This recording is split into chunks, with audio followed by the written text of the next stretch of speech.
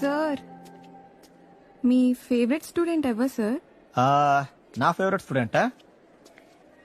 మీరే చెప్పండి ఎవరు? రఘు సార్. రఘు.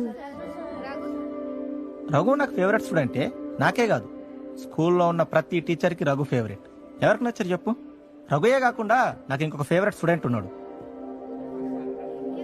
ఎవరు?